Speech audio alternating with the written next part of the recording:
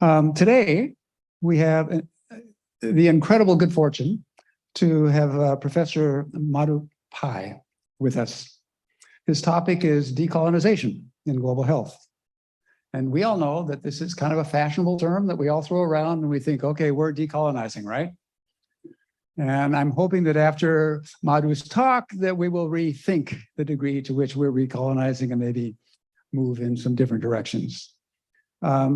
We know it's a lot more difficult to make tangible changes in the way that we do things to transform the unequal power balance, the unequal levels of exploitation that come from institutions in the global health to the global south.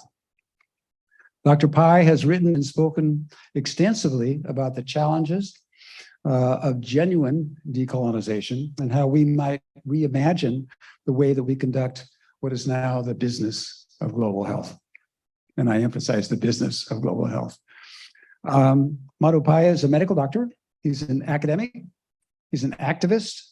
And he's a writer who is now the Canada Research Professor or Research Chair of Epidemiology and Global Health at McGill University in Montreal. He grew up in India, where he earned his medical degree and completed his PhD in epidemiology at the University of California, Berkeley, where he also did his postdoctoral work. His research and advocacy regarding tuberculosis, diagnostics and treatment in South Africa and India has been highly regarded globally, as well as his work and writings on decolonization. He's the co-editor-in-chief of PLOS Global Public Health and is in the editorial board of the BMJ Global Health, the Lancet Infectious Diseases, and PLOS Medicine, and is the recipient of many teaching, research, and advocacy awards. So please join me in welcoming Professor Madhukar. Hi, everyone. Good evening. It's amazing to see so many people here in person. I thought 90% of the people will be on Zoom. That's what's happening at McGill and every other place. So it's kind of shocking to see actual people. Scary, actually. But it's quite amazing. And congratulations to UW for this incredible lecture series and all the wonderful work that Dr. Gloyd has done and continues to do. A talk like this is completely meaningless if it isn't starting with some statement of where I am coming from, right? My positionality, my situation in life, how I'm approaching global health today compared to what I did in the past. And so in that spirit, I want to kind of tell you a little bit about how I come to be here, right? In short, what qualifies me to give this talk? What have I done that is even worthy of sharing here? So some years ago, somebody called me on my face that I'm a double agent in global health. I first thought they were insulting me. I thought this is bad news, right? Who says that to anyone, right? Because generally the word double agent has this bad connotation that you're spying for, Canada and Russia and who knows what else. So I said, can you explain that better? What exactly do you mean? I think what they were saying was that I originally came from India and I saw global health in India. And now I was the director of global health at McGill. So therefore, I'm seeing global health from the north. I said, oh, okay, this is not that bad, right? I can live with this. So I actually wrote a piece on what double agents in global health do. And I interviewed many double agents in global health when I wrote that piece. And I know there are double agents in this room, right? And I say it in a good way, right? And I know there are apparently triple agents in this room. That's new to me, but Ramya sets a new standard on triple agents in global health. Regardless, the point is this. The first 30 years of my life were spent primarily in a small town called Vellore in South India. And when I was doing whatever I was doing, I did leprosy work, I did TB work, I did malaria work. I never called it global health. I had no idea what global health was then. I just did health, right? I did clinical medicine, residency, public health. I did all of that stuff, never called it global health. And then here I am. Then I came to Berkeley. Then I did my PhD at Berkeley, postdoc at UCSF. And then everybody is saying, oh, you're doing global health, right? I thought that's interesting. And now here I'm a professor at McGill. So double agents, I would argue, are at once very privileged because we can open doors that very few people can, right? I can walk into the Ministry of Health in India and people listen to me. That's powerful, right? I can walk into the Canadian Parliament, which I have, and spoken there. I also walk into the Indian Ministry of Health and spoken there. So that's at once extraordinarily privileging, but it is confusing as hell. In fact, Deepa was wonderful the way she said it to me, because I'm not sure anymore who I am speaking for. Am I a Canadian? Can I speak for Canada here? Can I speak for India anymore now that I haven't been living in India for the last 20 years, right? It is like walking a tight rope, right? And one that is prone to be good at sometimes, bad at sometimes. And I live with that tension, and so do all double agents. Every single double agent I spoke to is equally confused, equally conflicted. So that piece might be helpful for any of you who are like me. You can read it and see what you think. The biggest issue is this. A double agent can call out inequities in global health the way many people may not have the courage to call out, or may not have the opportunity or the platform to call out. And at once, we are also capable of upholding the exact same white supremacy structures that Dean Godwin just said, right? So we are capable of both. And therein lies the tension that I'm talking to you about. So I think me being a double agent, 100% gives me the platform and the ability to call out. In fact, I could not give you this lecture today if I wasn't a double agent. Okay, so I owe myself that ability to do so. It's a privilege that I can use smartly to push forward some things that I want to see change, but there is a serious risk that I could then exploit that and advantage and privilege myself even further, okay? Then one more thing before I move on. Regardless of where I started my life, small town in India, today, if you ask me, what do I think? I see myself as being extremely privileged and powerful. I'm in the global north. I'm a full professor. I'm a male. And I'm very aware that all of this adds up to a very, very powerful, potent cocktail of power and privilege. But for not being white, I check off every damn box in the power and privilege pyramid that you can look at, right? So for me, I have to constantly ask myself, is there any benefit to all of that stuff that I've accumulated, the power and privilege? Who do I platform? How do I walk the path of allyship is the question I'm asking myself. Now, to that extent, I will say this at the start, and I won't say it again. I am no different than any of you. We are all powerful, privileged people on this planet. And if this pandemic hasn't made that clear, I don't know what else will. We are extraordinarily privileged. If you are at UW, student, faculty, staff, whatever, you are already at the apex of power and privilege in this universe. And if I'm at McGill and a full professor, I'm with you. You're no different than me. I'm no different than you. We are all in this together. So to that extent, I'm only speaking to other people of power and privilege in the global north in this talk. I have nothing to offer to our colleagues in the global south. They know everything that I'm going to say. I am having this conversation with you because I'm worried about where our field is going. You need to be worried with me. Together, we need to ask ourselves, is there hope for us? Right? So please take it in that spirit. I am not outside of this complex that I'm about to critique. I'm very much part of that complex.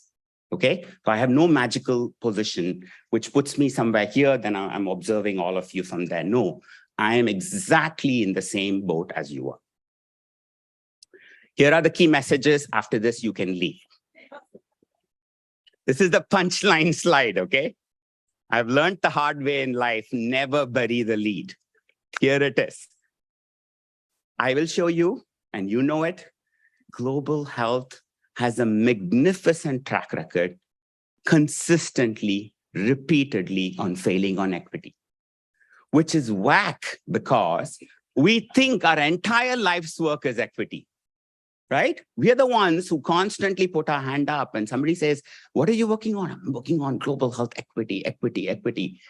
We will spectacularly fail again and again on equity.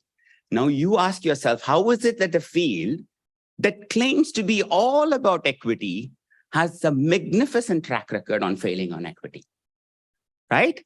And I offer you a key reason why we keep failing on equity. There are many reasons. The key reason is we are structurally inequitable as a field. And I tell you, a field that is structurally inequitable cannot solve equity. You know, I think this is complex, but I hope you will get this towards the end if you're not getting it now. No matter how well-intentioned we are, how brutally hard we work, a field that is designed to be inequitable cannot solve inequities in health. Okay? Third point, global health is doomed to fail on equity unless we start challenging the power structures within global health that is making us fail again and again and again. And that will require us to make a massive shift from what we call charity, global health as a charity case, to global health as a matter of justice. And therefore, I'm delighted that the Global Health Department has something called Global Health Justice. We don't have that in my school. And there's a course called Global Health Justice. We don't have it in my school, okay?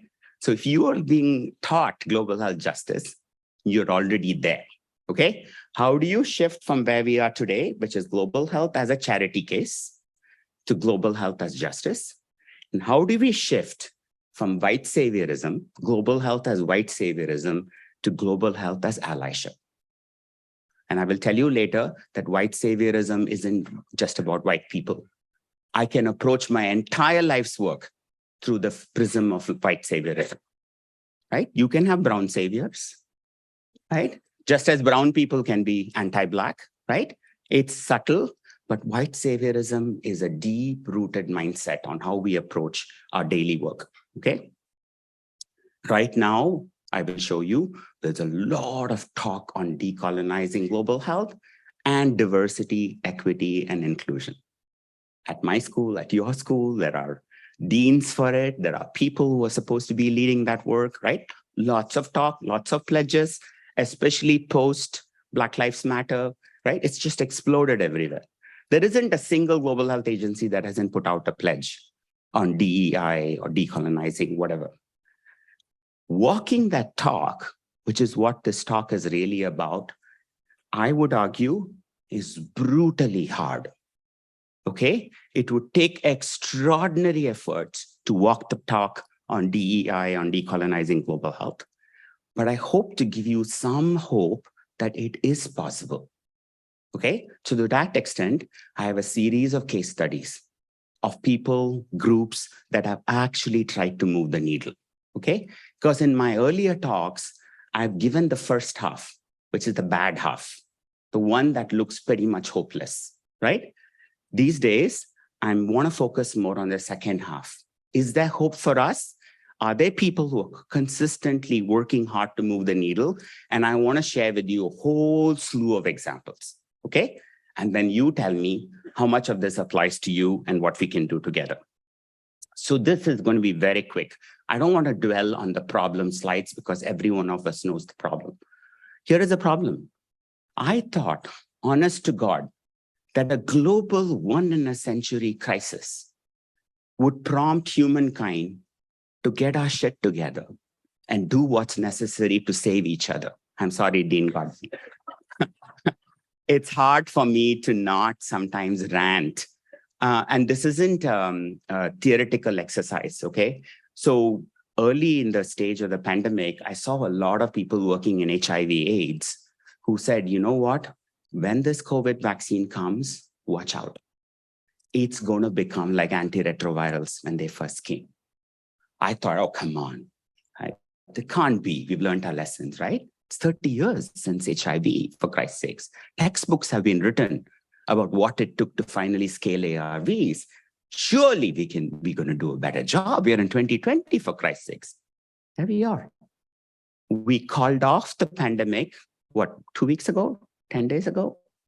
And we've left behind 2.3 billion people on planet Earth who are yet to get even their first vaccine dose. If this isn't a colossal failure of equity, I don't know what else is. Right? How do you do this? And look yourself in the mirror and say, we are all in this together. I've never heard bigger bullshit than this. Are we really in this together? Did we demonstrate that with our actions? Right? Everybody said that, right? We're all in this together. This pandemic will end when it ends for everybody. Bullshit.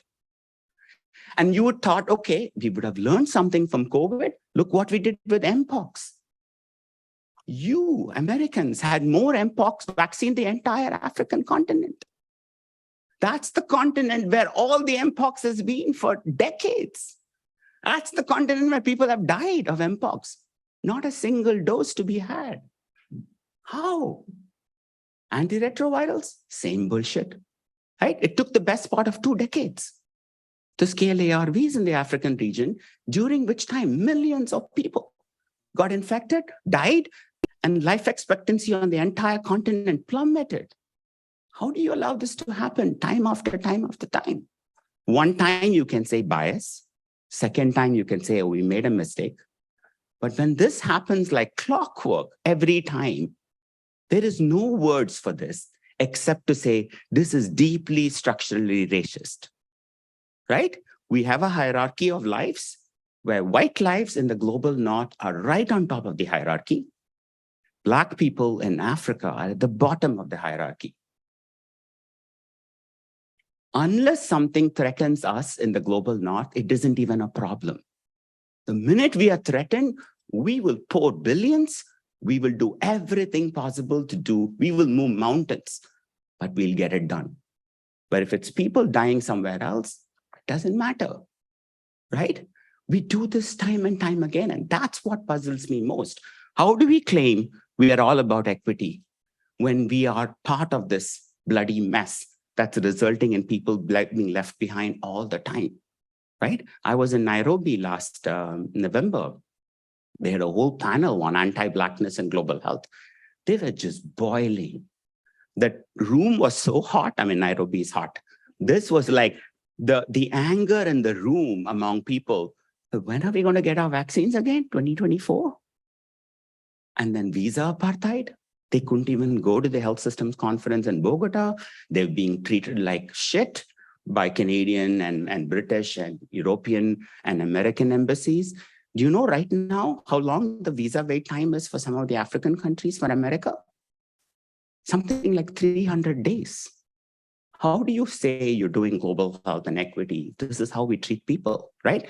That was what that anger, that palpable anger in the room was. And we are failing in all of that we keep talking about equity all the time. So here we are, and that's what Shea Abimbola and I wrote. This is the paradox of global health. All of global health was born out of white supremacy and colonialism.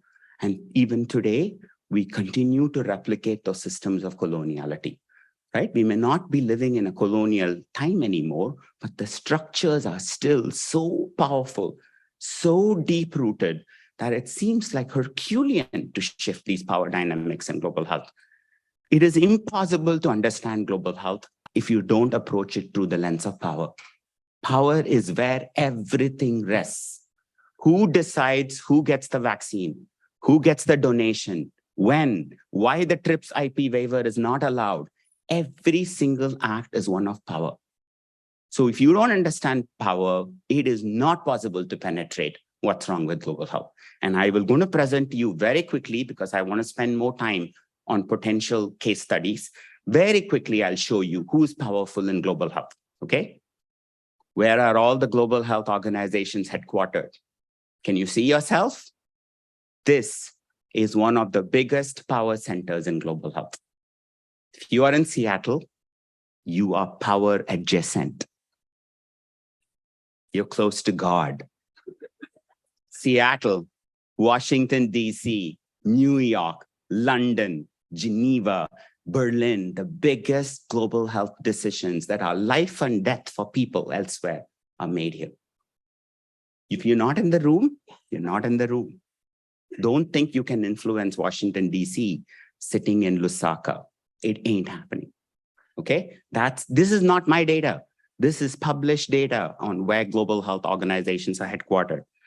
Well, next piece of data. Who runs global health? Who are the CEOs, directors, director generals, directors and chairs of these global health organizations? Take a look. Out of 20 such chairs or leaders, 17 are nationals of high-income countries. 14 out of 20 are men. So the quick answer to who leads or runs global health is mostly men, mostly older white men in the global north. Who is least likely to run global health? Women, Black women in the global south. Clear patterns of data. Then who is sitting on all these boards? 200 organizations, 2,000 board chairs. That's the data for you, right? Take a look. Of the 2014 board seats of all those organizations put together, 2.5% are held by nationals of low-income countries. How do you claim to be global health and do this? You're not even on the board. Forget leadership. That's not even on the discussion right now. Are you even on the board, advisory board of Gavi, of Global Fund? 2.5% of the board chairs are held by nationals of low-income countries. This is data, okay? Don't kill me, shoot me. I'm only showing you what the data are, okay? And this is not my research. Where do global health monies go? 70 to 80% of global health dollars go to organizations in the global north. You want to know where USAID money is going? Just drive around Washington, D.C. There's a certain beltway where I would say majority of USAID money goes, and Dr. Gloyd had his own terminology for it, which I had not heard of until I saw that video. Phantom aid. We are basically funding ourselves, and we're calling it global health. Okay, that's development. It's not just global health. All of development is exactly this, right? 70 to 80% of the money goes to us, and eventually some of that will trickle down to where it needs to go in the global south. Again, not my data, okay? It's all published by the same organizations that are talking about it. Who's publishing? Are you stunned? Are you shocked? Wherever the money goes, they decide who gets to be authors, right? Follow the money. You know exactly what's going to happen. That paper by Bethany Head Gautier pretty much says it all in the title. Our Global South colleagues, if they are on the paper at all, they don't even have to be on the paper. You know that, right? Parachute science. They don't even have to be on the paper. If they're on the paper at all, they are stuck in the middle. They're neither first authors nor the senior corresponding authors. They're middle authors. And study after study after study after study across journals, across disease topics, same data. Nothing has changed. If I did this for TB, I promise you, you will find the same finding. Who's editing? Look at that. That's my study, right? That's one. Study after study after study. The editors are us. Global North, mostly men, mostly white people. And these are all global health journals, mind you. This is not just some random journal. Global health journals. This massive study in PNAS created such a flutter in the field. Look at that. Massive study, millions of citations and journals analyzed. Non-white scientists appear on fewer editorial boards, spend more time under review, and receive fewer citations. Okay? Where are all the master's degree in global health? Now the map's starting to look the same, isn't it? These are master's degrees in global health, okay? 95% of the master's degrees in global health are located in the global north. and you ask yourself, and with the average tuition fee, North America, tuition fee for a master's degree in global health for an international candidate is $66,000. I don't even want to ask you about your fee structure. I don't have the courage to do that, okay? If you want to get a master's degree in global health from a low-income country, are you prepared to shell out that kind of money? If not, who are these degrees for? And I love that quote, global health as a pursuit of the privileged, right? Where are our conferences held?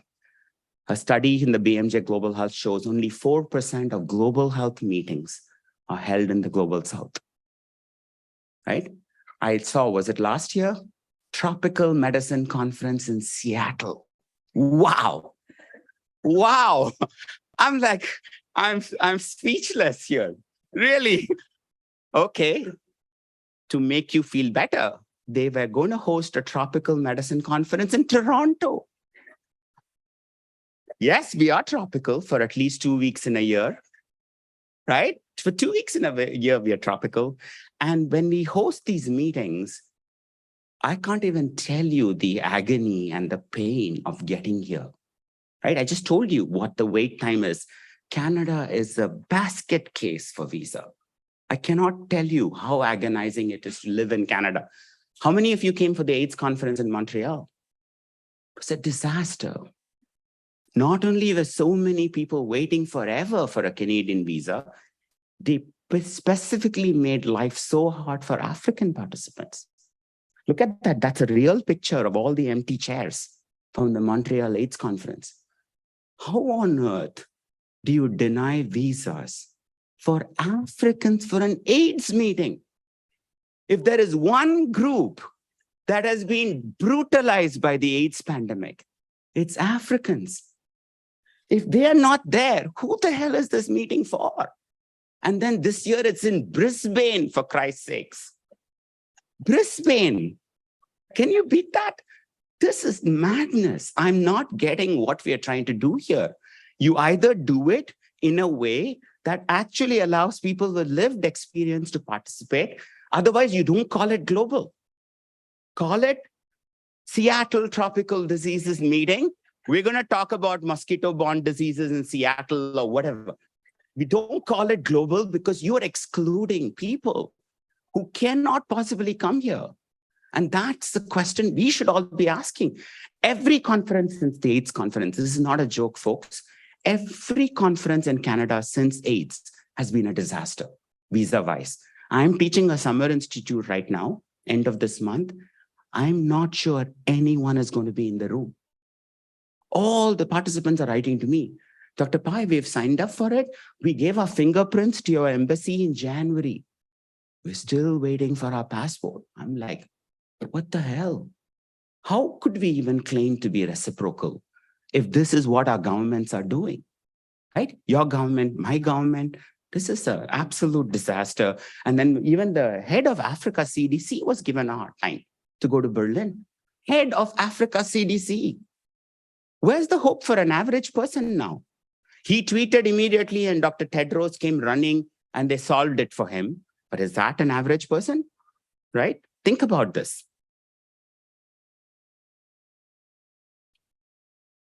How do I get rid of this? There's a annoying message that's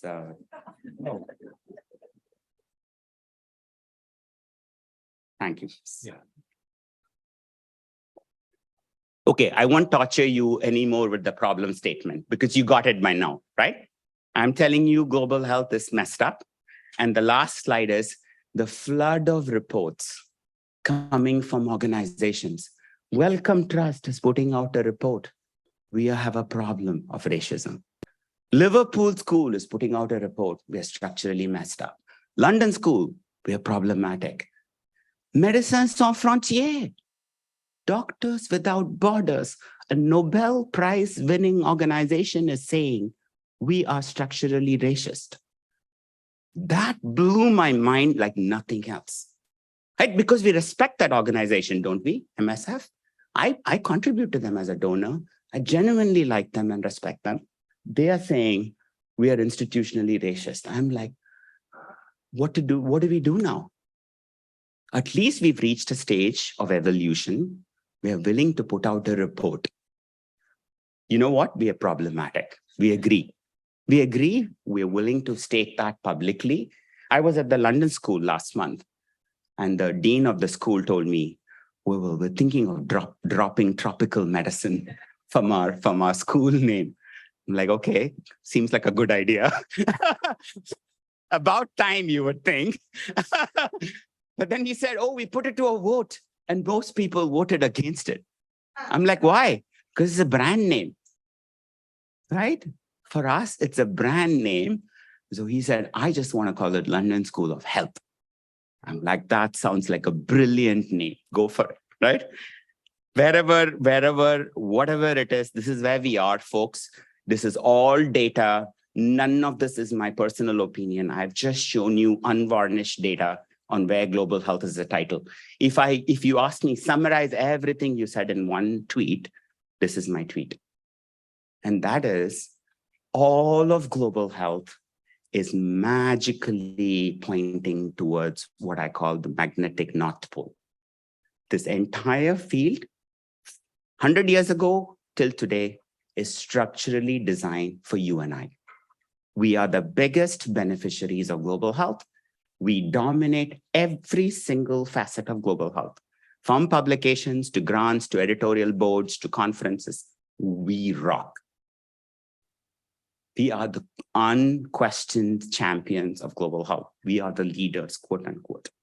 Okay? So global North, white men, powerful and privileged people absolutely dominate global health. I promise you, when I see this slide, I see myself. This is what I told you right at the beginning. Do not for a second think I'm not part of this. Look at that. I told you, apart from white, I'm there. There's no way for me to escape this. Question is, what do we do about this? And even as I say this, and I know from experience, I haven't given this talk somewhere else, I know what some of you are already thinking. Okay, I'm going to preempt you. Some of you are saying, yes, we agree with this, but even within India, even within Nigeria, even within Kenya, isn't it the most powerful, privileged people who dominate global health? The answer is absolutely yes. Beautiful paper by Contractor and Dasgupta, who say, yes, the North-South dynamic is powerful and important, but even within low and middle income countries, it is the most elite people who run everything. In India, for example, you could not understand India if you didn't understand caste. The most powerful castes in India will dominate, okay? And they are as disconnected from the most marginalized people as you and I are in Seattle. So the North-South power dynamic is reflected within every single country. Now, just because this is true, doesn't mean we don't talk about the North-South, right? This is not an excuse to not challenge the North-South power dynamic, because if you were to ask me between these two, which is more dominant and deadly and dangerous, I would always say the North-South issue is more important, okay? At the same time, I'm fully aware and cognizant that this is true, okay? Okay, so I want to first ask the question, a very naive question. So you may say, okay, Dr. Pai, we buy everything you said. Things are totally in favor of powerful, privileged, elite people like us. So what's wrong with that? What's the worst thing that can happen? We are all kind, right? We are good people. We are committed. We are compassionate. And I am 100% sure all of that is true. Every one of you cares. Every one of you wants to do good. That's why you're here. That's why I'm here.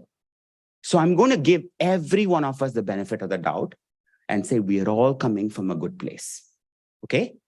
That's guaranteed. I'm not debating that. Yes, there are some weird people who are exploiting global health. I'm not talking about them.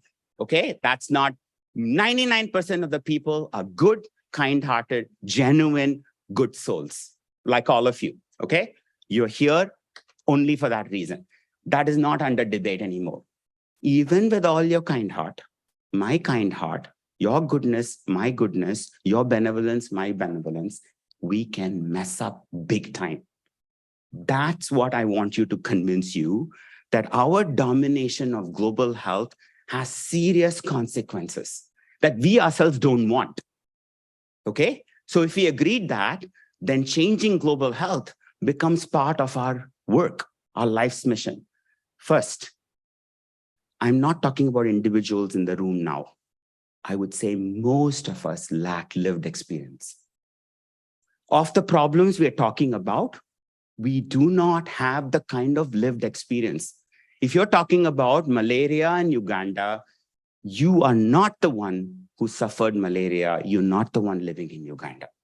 As good and kind as you are, you lack lived experience. Okay? Most of us lack lived experience. I work on TB. A TB survivor told me on my face, she asked me, so Madhu, how many years did you take for your thesis on TB? I said about 5 years. Ramya, graduate soon, okay? Don't take more than 5 years. Okay. Then she said to me, I have survived extensively drug-resistant TB. I have taken TB treatment on off six years. Don't you think I'm more experienced than you are? I'm like, whoa, this is, I said, yes, I agree with you. I have no way to tell you that your experience is not more valid than mine, right? I only understand TB as an intellectual, which is vastly different from the lived experience of reality that people are dealing with, right? They are the real experts on whatever problems they're facing. You and I cannot be more experts than them. That's just a straightforward statement. I don't even know which disease you work on. That's factually true, okay? First. Second, our privilege being what it is will prevent us from seeing things clearly. No matter how well-intentioned you are, the privilege envelops you and me and prevents us from seeing reality, even if we want to see reality. Okay? Isn't that the essence of white privilege? That you can walk and ring somebody's bell and you won't get shot. You don't even know that privilege is protecting you, but it is enveloping you like an invisible bubble. It's like Harry Potter's invisibility cloak. It's there everywhere it goes. You don't even know it exists. I enjoy the male privilege, right? I go to India, I walk around at night. I don't even think about it. I tell my women students who go to India, please don't walk around Delhi at night. It's not a safe place for you, right? That's the difference. My male privilege is like an envelope around me, and it will always go with me wherever I go in the world. I don't even think about it, right? Women are thinking 50 things before they do things. They have people on speed dial when they get into Uber. I have never done any of that stuff. So do I know as a male what it means to do all of that? I don't. So the only right thing to do would be to not talk about women's issues. So I don't know shit. And you have a bunch of men on a whole panel on women's reproductive health. I'm like, what the hell? What do you even know about this problem? What makes you an expert in this area, right? Have you seen a manual on women's reproductive? It's like these dudes have zero self-reflexivity, zero, not even a sense of what they're talking about, right? So next, we are so far away from the real problems. You may go to Mozambique 10 times a year. That's not the point. You are far away from the problem, and therefore you are far away from the solutions. Nobody is going to solve malaria in Kenya. Kenyans have to solve malaria in Kenya. And our job is to be supportive of them as allies. You and I are not going to go parachute in and magically solve malaria in Kenya or mental health in India. Indians have to solve TB in India, right? And therefore, we will make mistakes. Even with the best intention, with a heart of gold, you will make horrible mistakes. Can I give you one real example? COVAX. COVAX was designed by a couple of white guys sitting in a bar in some European city. Gold heart, I grant them that. But it miserably failed because it failed to build on the expertise of low and middle income countries, on their expertise, on their desires. And we decided to make COVAX into a charity. And we completely got hammered by how nationalistic our governments are going to be, how greedy the pharma will be. It was naive. It was so naive that it was designed to fail. Best intention, but fails. That's what I'm saying. We will make mistakes. And when we do saviorism, it's all about centering ourselves. We want to feel good. We want to get that hit, right? Don't you feel good when you do things for others, right? We want to feel good and we center on ourselves. The worst thing about the saviorism approach to global health that we do is that you and I can stop feeling generous tomorrow. Doesn't that happen to every one of us? There are weeks and days in a year where I feel very generous.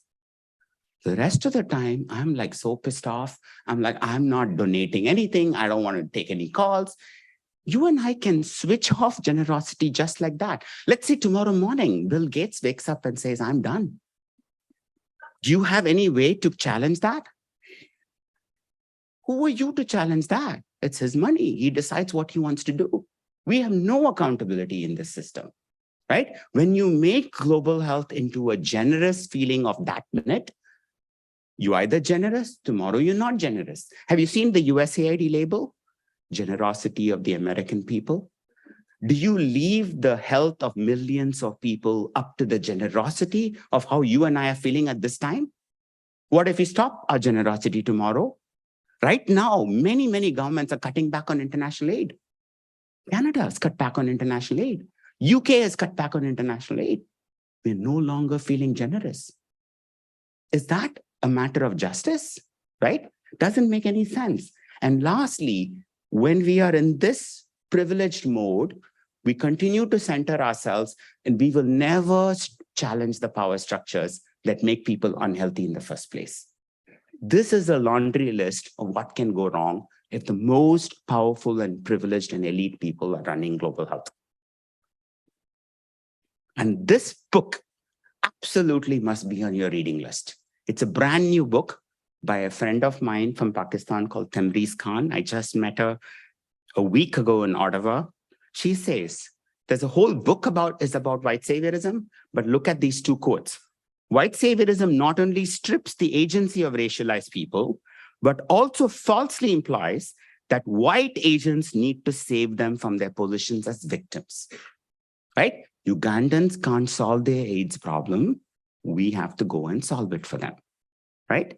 Next, while it ends up alleviating poverty on the margin, it undermines the struggles of global South people to emancipate themselves from economic, social, and political oppression, and often reinforces the capitalist heteropatriarchal system that we are part of. So white saviorism isn't just bad. It is structurally designed to perpetuate what has been going on for centuries. So if you want any real meaningful change to happen, you got to start asking, are we part of this white savior industrial complex? And there's another article that you all must read that I found extraordinarily moving by Teju Cole. The title of the article is White Savior Industrial Complex, published in the Atlantic magazine. Okay, very powerful stuff that's worth reading. But this book is extremely contemporary. I'm done with the problem statement. Okay, I'm sorry, took longer than I thought. I thought I'll just whiz through it, but setting this up is important for you and for me. Because how do we talk about changing things if we don't have clarity on the diagnosis, okay? So I would say, can we shift power is the right question to ask. Don't ask, can we decolonize anything, okay? That's a complex later term which means very different things to many people. For example, I've never heard the kind of land acknowledgement that Dean Godwin just gave. Nobody in Canada would have had the courage to do the land acknowledgement the way she did. She called it out in plain and simple English. We are on stolen land. End. That's land acknowledgement, right? So decolonizing in the original indigenous context is land back. Reparations is what decolonizing is truly about. We've stolen the land, we will return the land, right? And I was just blown away by her land acknowledgement. I've never heard of anything like that. I wish I had the courage to do that kind of a land acknowledgement in Canada. There was a Black woman, I don't know, just say this. Have any of you heard the Canadian anthem? Oh, Canada, right? Our home and native land. The Black woman changed one word, our home on native land. And she did it with the permission of Indigenous people.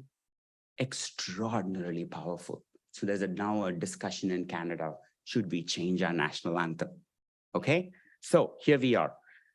I would argue shifting power is the business of what we should be thinking about, right? Whatever you call it, decolonizing, I'm less worried about it. Don't get caught into terms. In concrete terms, can you and I shift power? Here is a slide that I've been using and I keep on tweaking and improving it and all the time, okay? I suggest to you that you and I have been thinking global health as column 1.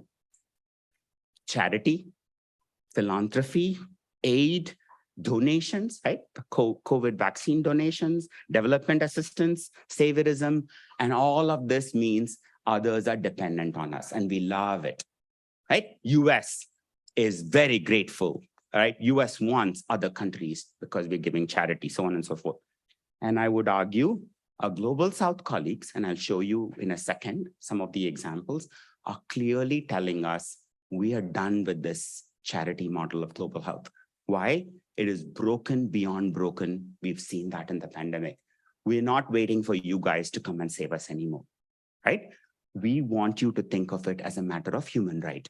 If you can get a COVID vaccine, and if health is a fundamental right, I have an equal right to get vaccinated. End of discussion, right? Every one of us deserves health and all the products that comes with it. As a matter of equity and social justice, as a matter of reparations, right, that we just spoke about, autonomy, self-determination.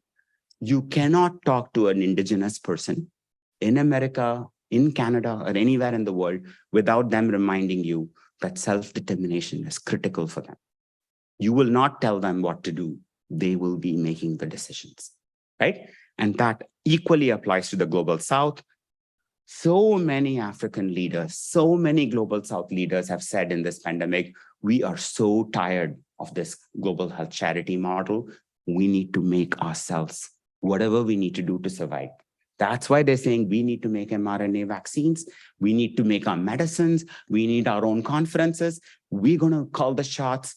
That is genuine self-determination. They no longer want to be told on what to do, how to save themselves. They're saying, we know, we have the agency, right? This is 2023. We know how to solve our problems, right? And therefore, this is the pivot that I'm talking to you about in the first slide. Can we move from this charity model of global health that is rooted in saviorism to one of justice rooted in solidarity and allyship? And I have a slide. In one shot, I'm telling you what's the difference between the first model of saviorism and the second model of allyship. The biggest difference is this, and I have a beautiful cartoon which I use to explain this. How many of you heard this analogy? So you're walking down the river. What's the river here called? Washington River? What's it called? Union River? Lake Washington, yeah. So you're walking around Lake Washington and you find a baby floating in the river. I'm like, holy crap, pull the baby out. And there's another one, and there's another one, and there's another baby, right? You and I can save babies for the next 100 years out of good intention, right? We want to save babies without even looking to see who the hell is pushing babies into the lake in the first place. What is structurally broken that is making people so sick and desperately poor and ill? Not even look at that. We're not looking up. We're too busy saving kids, right? There are so many babies to save that we don't have the energy to even see. Who the hell is doing this, right? Amazing cartoon in another context. That's the biggest difference between the two models. An ally will work to dismantle the system of oppression that is pushing people into the river. So if it's allyship from a racial perspective, then the ally will try to tear down structural racism. If the allyship is from the perspective of patriarchy, then you will tear down whatever is keeping patriarchy alive, right? Every ism that you can think of, that is the job of an ally, not to continue to be in a savior mode, but to say, what the hell is wrong with this picture? Fundamentally, structurally, something is broken. I want to fix that instead, right? That's the biggest difference between these two. So I've written an entire article on allyship in global health. Honestly, I've written this for myself, right? And I've interviewed a lot of bright people from around the world who've taught me something about allyship. So please take a look at it and see if any of this connects with your work. Because to me, coming from where I am, I see only allyship in my future. I'm not seeing any other possible mechanism by which I can do legitimate global health work. I do not want to do this as a savior. I want to do this as an ally.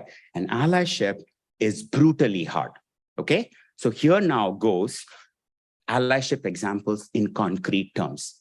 So those of you, this sounds all theoretical. This is no more theory for you. I'm going to give you hard examples.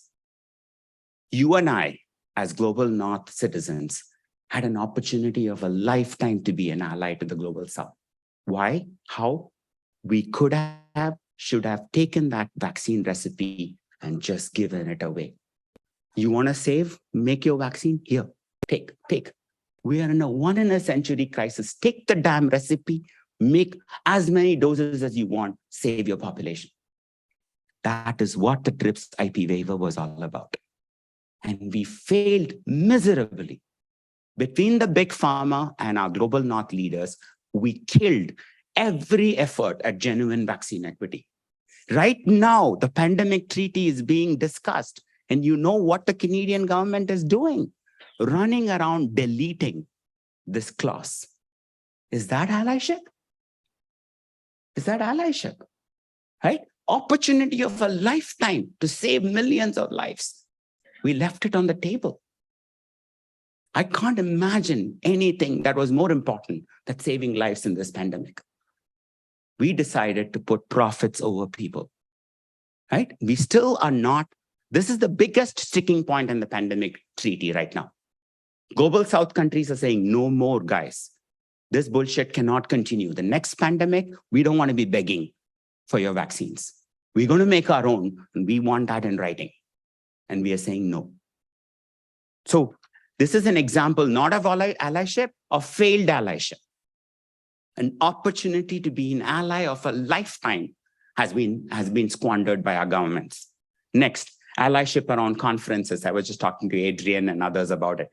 After all the noise that we made, International AIDS Society came out and say, oh, okay, Montreal was bad. Yeah, duh. And then you host it in Brisbane the next year. I don't even know how many people are going to show up in Brisbane. I hope it won't be a disaster like Montreal. But now they're saying every year we're going to alternate between the global North and global South.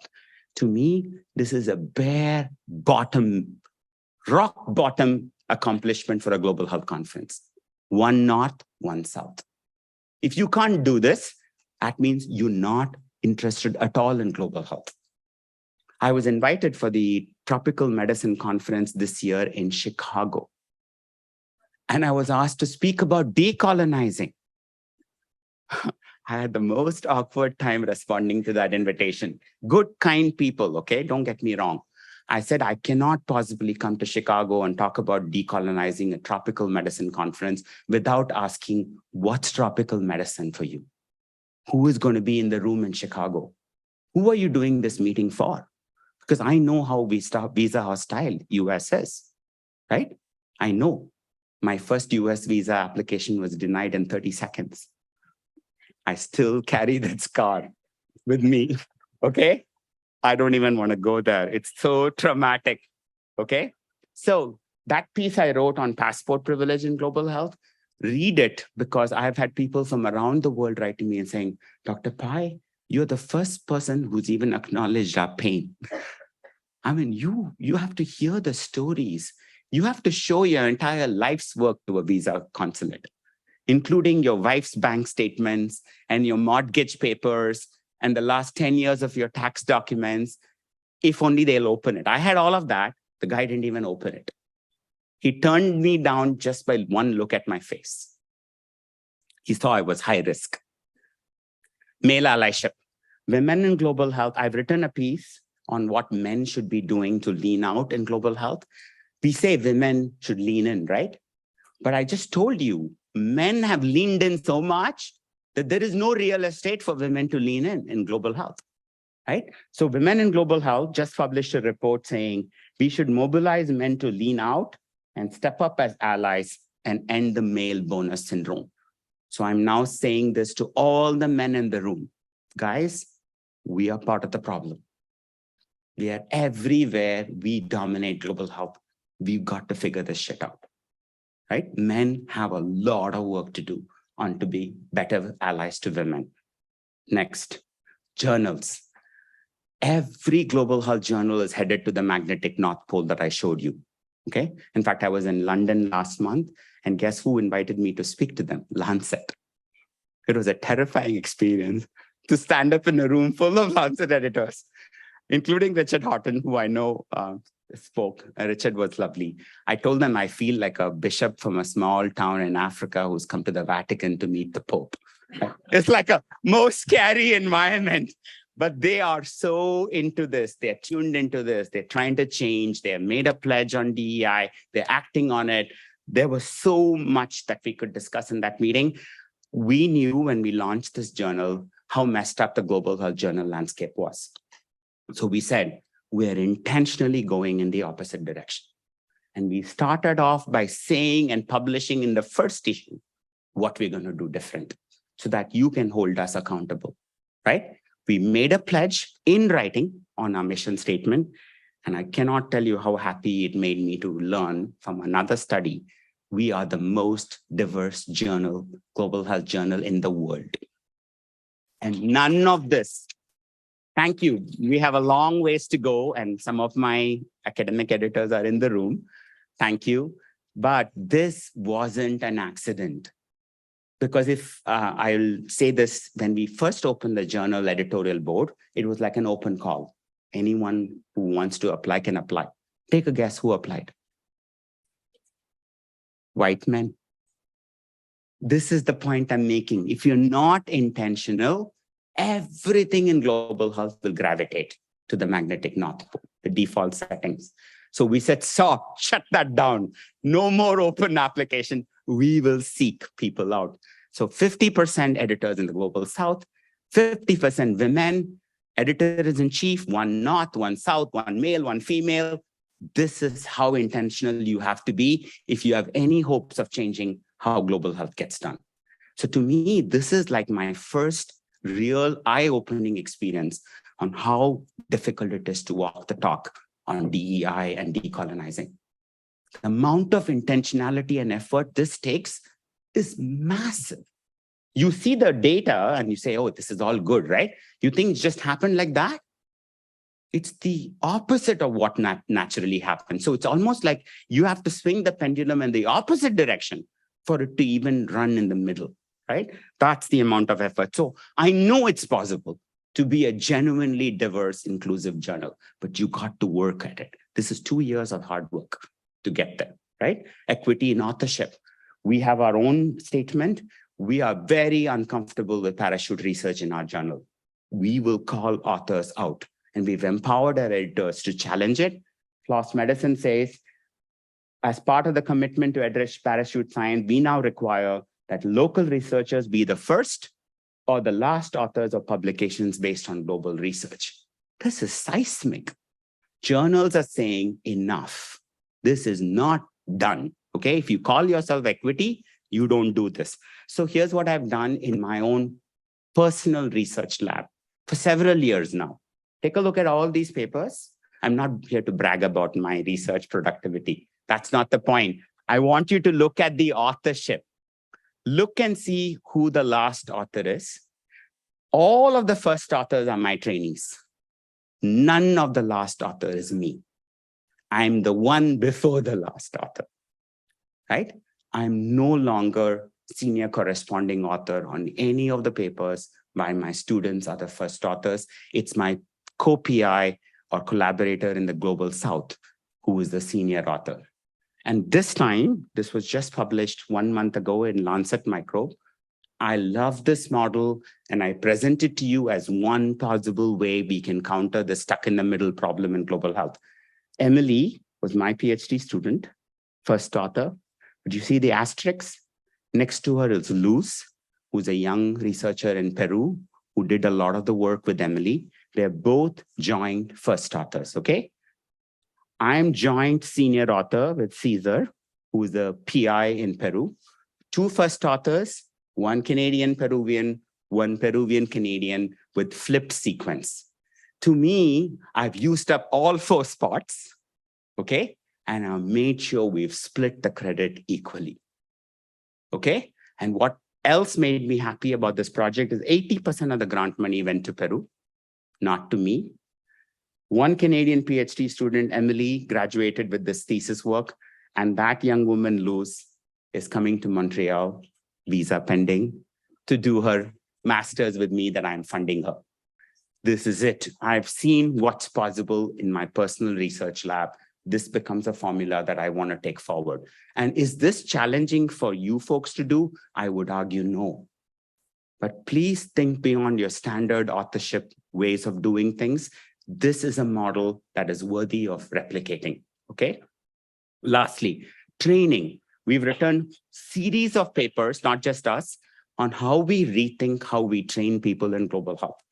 The pandemic is what broke this for me. When I went online, the whole world opened to me. I now invite amazing speakers from the global south for practically every talk that matters. HIV was taught by a person living with HIV from South Africa. How unbelievable is that? Yes, I can talk about HIV, right? I'm a PhD and MD. That's not the same. As her speaking, my students came to me and said, Dr. Pai, we are in tears listening to this person. I'm like, mission accomplished. You are learning global health now from people at the front lines. Is this impossible now? No. We live in a world where we can genuinely bring the best of the best to speak to our students, and I give them all an honorarium. I do not take my Global South teachers for granted. Okay, I give them an honorarium, thank them for my time, and they contribute to my close. Same thing, can you rethink your partnerships? How do you make your global health partnerships genuinely equitable, right? How do you change our funders? So when I was in London, I was invited to speak to the Wellcome Trust. Wellcome has published a report that they're problematic with their grant funding. So they said, Dr. Pai, can you come and speak? And I did. I've spoken to the Gates Foundation. They asked me to speak to the entire foundation on decolonizing global health. I've spoken at the NIH. Every funder is thinking about this right now. How do you change the way we fund global health? Because that, you remember, follow the money trail, that is a mother of all problems. If you don't fix this, you're not going to fix equity in global health. And look at this piece from Roger Glass, who retired recently, Decolonizing Global Health. And Fogarty is tracking what proportion of their grants went to LMICs. It's gone up from 18% in 2015 to 31% in 2019. Look at them, they're tracking authorship. LMIC senior authorship was 12% in 2002, 44% in 2019. To me, Fogarty even putting out this metrics is seismic. That means they're reflexive. They're thinking about what they're doing, who they're funding. Same thing, Wellcome Trust. Wellcome Trust admits we've hardly funded Black people. So now they're saying we have targeted funding only for Black people, right? They can see the injustices in their funding patterns, and they're deliberately swinging the pendulum away from who they've been funding for years. All major funders are thinking about this. USAID is saying we really believe renewed commitment to localization, which is a problem that we pointed out earlier. USAID will provide at least a quarter of all our funds directly to local partners by the year 2025. Quarter sounds like a low bar to me, but they're at least saying it, right? There's a whole agenda here that they're talking about. And look at this new paper by Jessica Haberer and Yap Boom, just published in New England Journal this year. They're saying, why the heck is NIH giving only a measly 8% indirects to low and middle income countries, while UW will get 56% or 60% or whatever? right? Without the overheads, how do they build the grant management structures? Without the overhead, how do they build the administrative support, the accounting systems, all the stuff that you and I have access to here? How do they build infrastructure without an indirect cost? So Jessica, I met her in Boston recently. She's advocating now that NIH change its indirect systems, right? These are powerful levers that if they work, they could have a huge effect on how global health gets done. And lastly, you and I can talk till kingdom come. If our institutions are unwilling to back us, we're genuinely going to be hamstrung in what they're doing. This is one of the few examples that I know of. There's an international NGO called IPAS. And IPAS, Anu Kumar, who is the CEO, she wrote a whole piece on white supremacy in global health. And she said, Madhu, I agonized over that piece. Because once I published it, how do I not change my organization? She's now gone and decentered away from the US-based NGO to the country offices, where they will be the ones calling the shots. Decenter away from the global north is one way you genuinely break the back of how. If everything has to be approved by Seattle, you're genuinely not practicing DEI or decolonizing global health, right? That's the big challenge. Does everything needs to get signed off by Seattle, right? If you can't change this, you're not going to change that. Look at that new paper from Institute of Tropical Medicine, Antwerp. That is such a colonial institution. If any of you have been to ITM, they actually have colonial relics inside the building, right? People, some of you are nodding. It's so in your face, that colonial environment. So they're saying, are we ready for a change, right? So they're asking the question. They're all ITM faculty members. Look at this, decolonizing global health at London School. When I visited them, they had a whole meeting with their decolonizing global health group. And they're all thinking about what we can do to reform London School and to act on the report that they themselves published, that they're problematic. All this is to say, this is my meme generator, right? I generated this meme based on that infamous, the Panama Canal or wherever the ship got stuck, right? I think we are all here right now. We have this tiny decolonizing DEI pledges, one panel here, one webinar, maybe a course.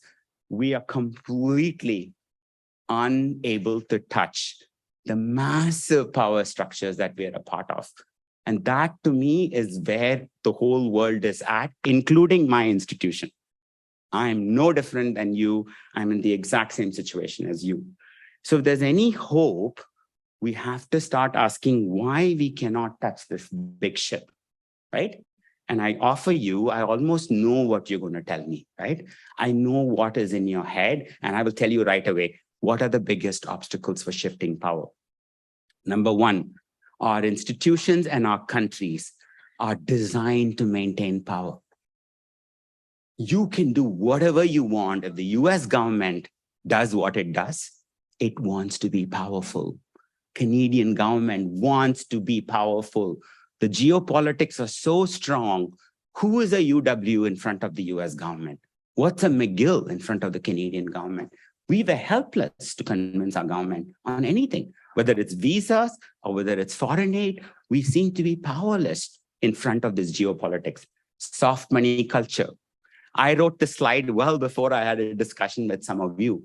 We are so soft money driven that it's impossible to think beyond our next paycheck, our next grant. We're living grant to grant.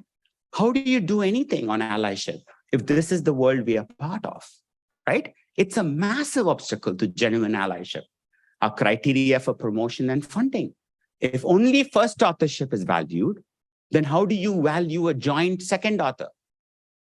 How do you convince someone that I was genuinely a good ally? In fact, is there a column in your CV for allyship?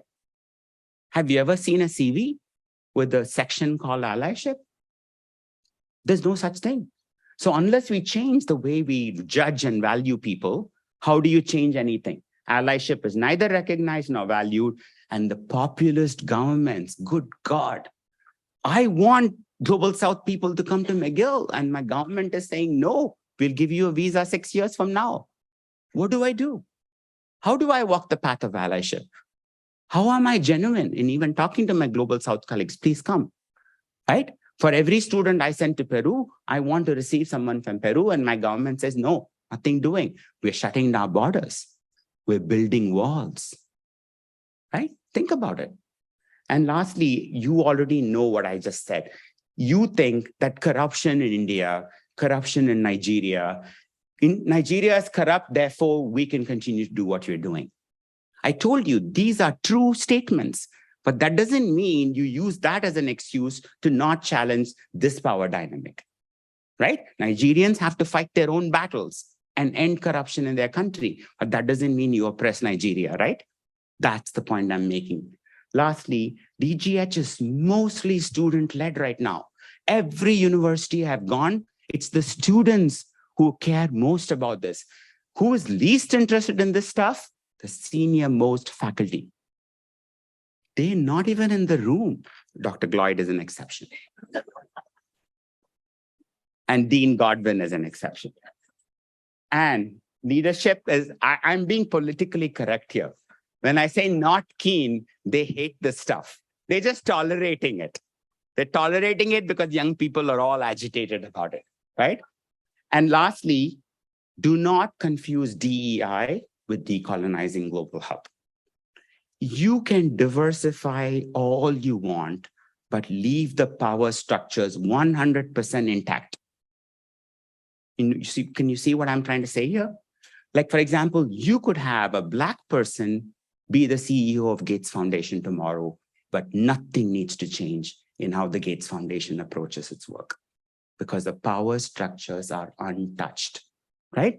So I'm not against DEI. Don't get me wrong. We must become more diverse and inclusive, but that is not the same as sharing power or touching the power structures that we've spoken about. Lastly, the gorilla in the room. Global health has a massive problem, and I call that the Davos problem. Are the people, the most elite people on this planet, the kind of wealth concentration in the world, and Dr. Gloyd mentioned that, the amount of wealth concentration that we are in 2023, how do the richest get even more richer as millions of people have been pushed into poverty during this crisis, right?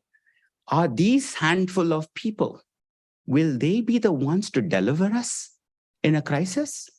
Whether it's climate change, whether it's global health, right? Do you really think these ultra privileged are the best placed people to save humankind? Right? I don't know the answer, but I already have a bad feeling about this. Okay? The systems, people who benefited the most are now going to magically solve the same problems that they helped create, right? And I know you had Anand Giridharas speak to you. I think Anand's book is phenomenal. I've never seen a book call this out as beautifully as he did. All we need for them to do is just to pay their fair share of taxes. End of discussion, right? We want a world where we don't need charity at all, right? That's the world we should be working for. Thank you so much for your time and your contribution.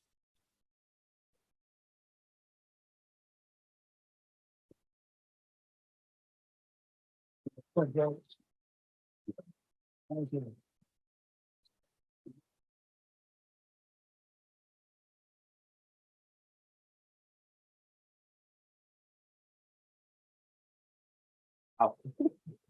We don't do a lot of standing ovations here. We've had lots and lots of great speakers, but we don't do standing ovations very often, I can tell you. So this is a very big deal. I just want to give a heartfelt thanks to Madhu for sharing what? Oh, wow. Oh, thank you for those of you who are out in minutes. Pretty cool. I thought they were parasites. That's what we get being tropical in Toronto or in Montreal. That's right. All right, questions. That we have just a big thanks for not only sharing what I think is a really deep analysis of some of the issues around colonization, decolonization, the ideas of structural saviorism, but also his outrage. And I think that that's something that we all need to share, is the fact that we should be outraged about some of these things, and we should take from Madhu some of the ideas that he gave us, some of the models that he gave us, to be able to not just decolonize, but to think about power shifting and money shifting, because I think that's just really critical. So we have, you've gone over your time. I'm sorry. But that's okay, because I think that if I understand this group, we could stay a little after 7. Is that okay? To have some Q&A, maybe 15 minutes or so, if that's okay. Yeah. And Awakone will control the question and answers. Is that okay? What is China's role in combating the global North's hegemony in healthcare? Do they? What can the working class in the USA and their organizations do to create an equitable global health system? China is complex. On one hand, they genuinely are a power structure that is able to challenge the Western dominance. I would say China and India are both able to stand up and deal with some balance in this. At the same time, China is also colonial in its behavior, right? What they're doing in Africa, pretty much buying up Africa, that part of it worries me a lot. So the quick answer is I find this extremely complex. And China's lack of transparency is a huge issue. We never know what is coming out, right? There's no trust in that system, and whether it's pandemic or something else. So the world, in some way, China is inspiring, because what they did with poverty is just absolutely unparalleled. I think it's a case study, but at the same time, it has issues. And India is equally problematic in many ways, right? So I don't have a great answer here. Anyone wants to ask a question? Yeah. Hi, my name is Mina Metatiri. I'm a second-year PhD student here, and you touched on something that to me is a bothersome. I think you called it soft money, and you talked about it towards the end. So I wonder if we can kind of go back to that. So when you're a student, especially at this level with PhD, the currency that you often seek is, being an author on a paper. Yes. Yes. Yes. And it's often the ones that, are used to get researchers or student researchers. Correct.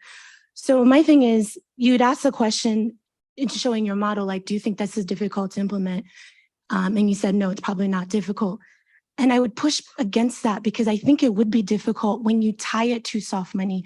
If your promotions, your tenure, your seniority is tied to how many publications you can produce a year, right? And being first author at that, and being so-called high quality journals, then what's the incentive to then say, okay, shift the power, right? Understood. So that to me will be a challenge if you're now cutting into my bread and butter, because power concedes nothing, right? It's a challenge for everyone who has it to let it go. So I wanted to bring that up. And then lastly, the other question I had related to shifting power is, how do you combat or respond to critics who say, well, if you're going to focus on, specific racialized groups and prioritizing them, well, that's just reverse discrimination. That's, quote unquote, reverse racism. So how do you then address your critics who are saying, well, you're not really shifting power, you're just reimagining the current power dynamics and putting it on it to a different group? Yeah. Thanks. So great questions. By soft money, I meant that when you live grant to grant, you don't have any kind of security of any sort in the long term. It really influences how we do work, and it shows, right?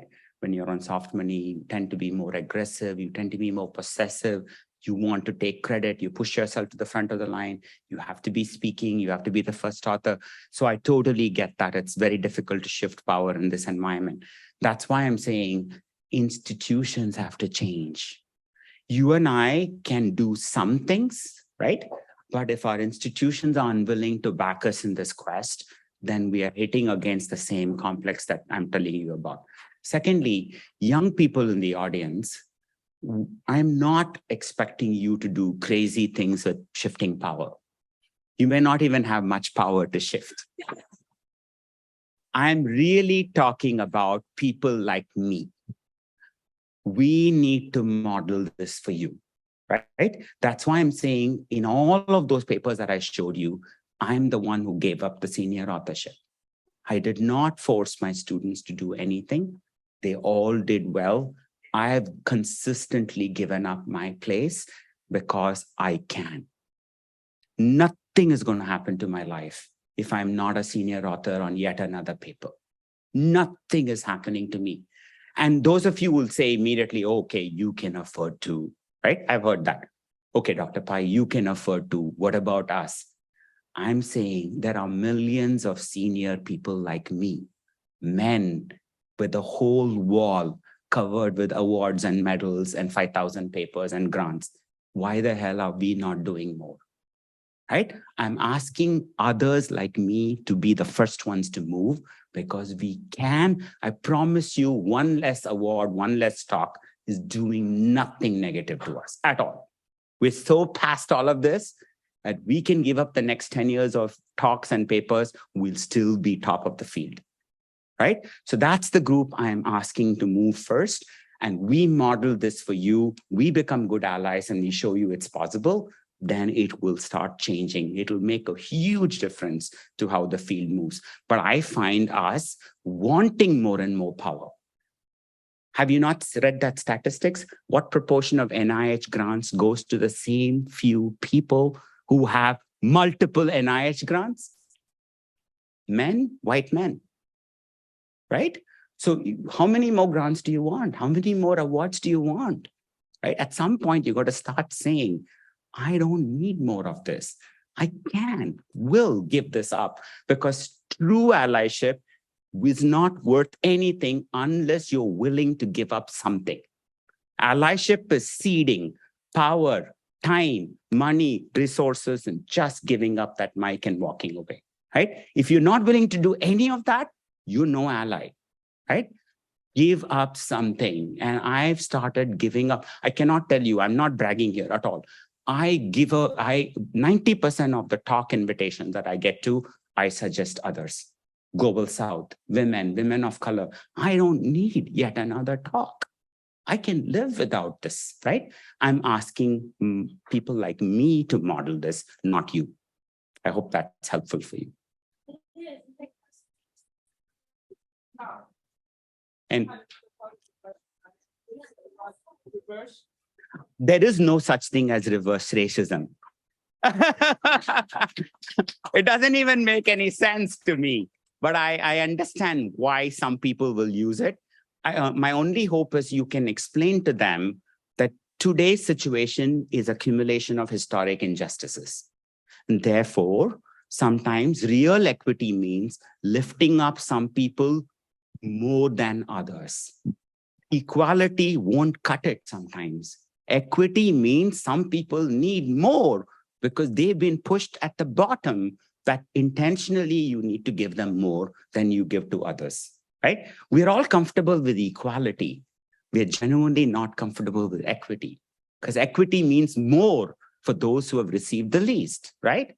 That's the difference. So you have to explain it to them. If they still say reverse racism, tell them to F off. Yes. Thanks, Madhu. This was an excellent talk, and I had the privilege of seeing you speak twice this week. In the beginning, you talked about double agent, triple agent. My comment is more of being an inside agent. You know, being here for 5 years at UW, I've had the amazing pleasure of having so much support and mentorship from people like Awa, Steve, Hillary. And what I learned was in order to dismantle this system, I first have to understand how that system functions and works. So I know what those points are. So what advice do you have for those of us who are double agents, triple agents, but thinking about how do we navigate it as inside agents and kind of walk that line of, at some points, I can't speak up now because I need to understand what's happening. And then eventually, once I get more power in terms of social network, you know, then I can help make this system better. So what is your advice for those of us who are inside? I'm fine with that approach, right? Like, for example, what I can do today as a full professor, I could not have done as an assistant professor. So give yourself the grace and the time to acquire power in order to give it up, right? So in other words, it's, what do they call it? Earn to give. sometimes you have to first make money before you give it up. Because what do you give if you haven't earned anything, right? So that's the same point I'm making. It's fine, right? At the same time, continue to be reflexive so that you don't get sucked into a world that you cannot come out of, right? It's like working for McKinsey or something like that. You're constantly asking, how do I navigate this space? And how do I not become the problem that I'm critiquing, right? So could you change McKinsey from within? Maybe. Can you change Big Pharma from within? Right? This is the challenge we all deal with, right? Every one of us is dealing with these conflicts, so you're not any different. And again, your career stage will let you do things more. Sometimes you just have to be prepared to be in that position. Like as an editor-in-chief today, I can do crazy stuff that I could not have done when I wasn't in this role. So sometimes you become powerful and then you use that smartly to share the privilege that you have.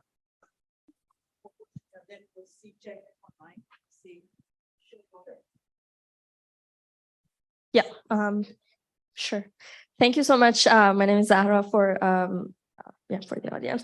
I'm a first year DRGH student, and the lecture was really interesting, and the point that you just made about having power to then being an ally and spending that power.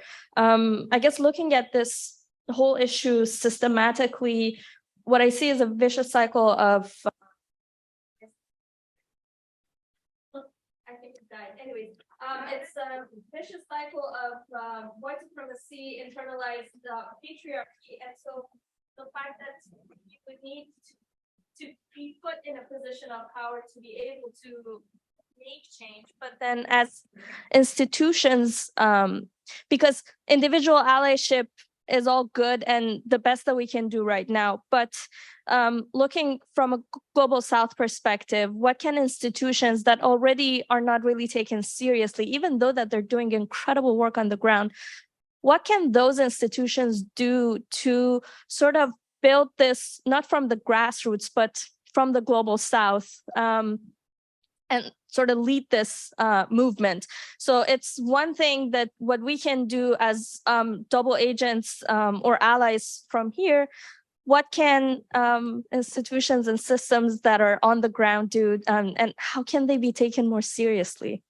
So absolutely true. And she said it, power never concedes by itself, right? So I don't expect miracles from the global North, as well-intentioned as we can be. And I'm saying, do everything you can to be a good ally, but the global South absolutely needs to stand up and say, this is it. You don't come, you're not invited. We're going to deal with this mess, right? And they need to be at the front lines. In that piece that we wrote on anti-Blackness, there was a powerful line from our Black colleagues. They said, the global North partners should be allies at a minimum, not be an obstacle. Wow, that is powerful stuff. They're saying, if you can't get out of the way, right, don't be a barrier to our self-determination. So sometimes the best thing we can do is to not be there. Let them solve it. Why do we feel that every global health problem needs a global North partner? You think Indians are not capable? You think Chinese don't know what they're doing? You think Kenyans don't know what they're doing? You think Rwandans are incapable of running primary care? Why do we feel compelled that without us, nothing will happen in global health? And then why can't we spend some of our time and energy solving our own mess here? Good God, we have a whole host of problems and inequities here. And we somehow think global health means getting on a plane and flying 1,000 miles to save somebody else, right? So I now tell my students, you have every right to solve domestic health inequities. You want to go be an ally to Indigenous people in Canada? Do it.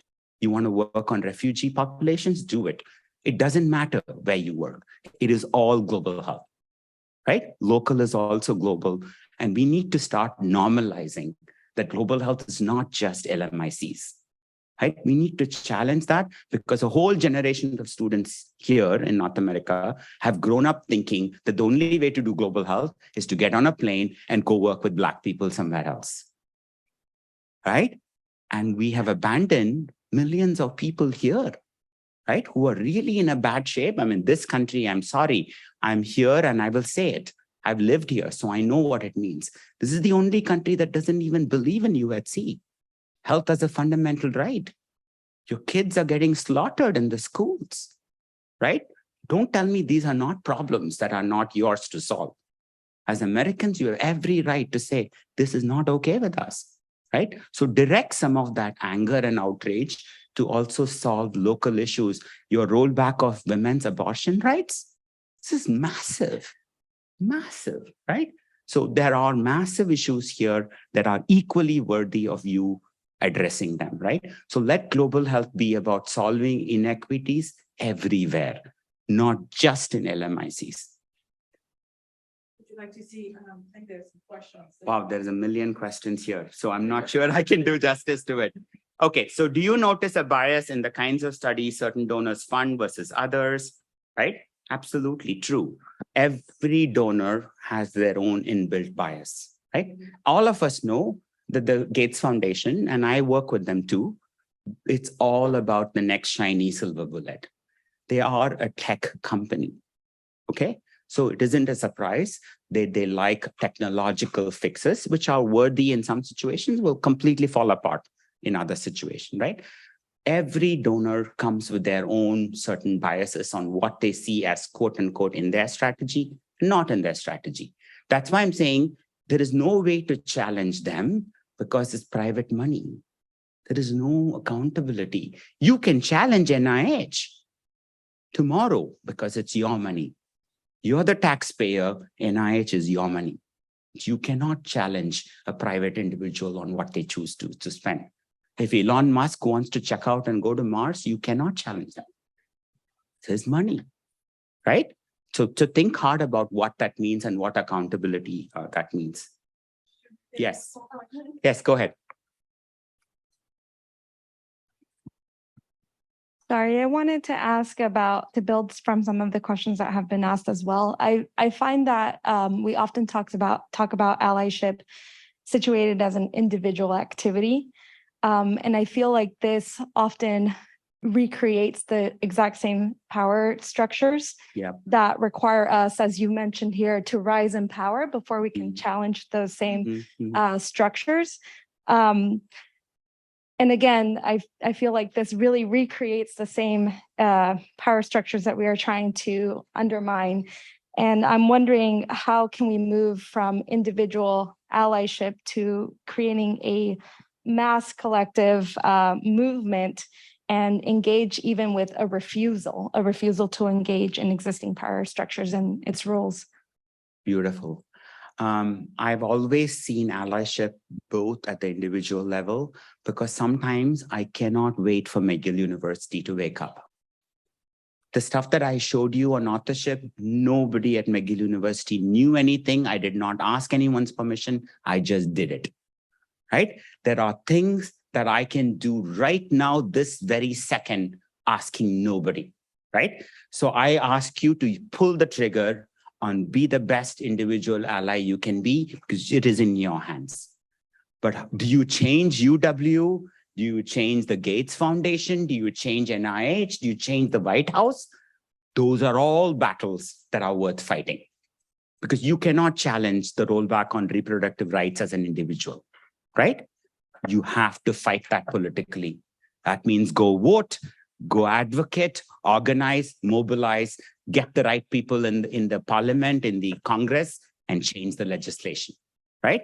So some things will require institutional change, mobilization, organization. There is a beautiful book by a guy called Ben Phillips, who's my friend, called How to Fight Inequity and Why That Fight Needs You. And I've given the free copies to some young people in the room. Brilliant book. He says there is only one way to achieve change: people getting together and working as a collective, right? From civil rights movements to HIV advocacy to what needs to get done in this country for reproductive rights. You have to team up. That's what every climate justice person is doing. They're not fighting solo. They're banding together into massive coalitions. Greta Thunberg, everybody's joining that movement. That is how climate justice is going to come, not from solo efforts, right? The solo effort is, will you recycle? Will you walk to school, right? Will you make sure you fill up the water bottle? Do all of that. But there is also the mass movement, political organization that every one of us needs to be part of. So I don't see this as a duality. There will be things I will do right now as Madhukar, asking nobody's permission, right? You all can do it. The more senior you are, the more damage you can do in a good way, right? That we should continue to do. But that also means we get UW to change, White House to change, Canadian government to change. That requires us to become political. For the first time in my global health course last year, I invited a sitting member of the parliament to come and teach. Never done that in the 10 years I've taught the course. My eyes are so open after this pandemic. I'm teaching my kids, how do you get political? If you want to solve anything, if you're not political, you ain't getting it done. Right? We saw how critical politics is in global health.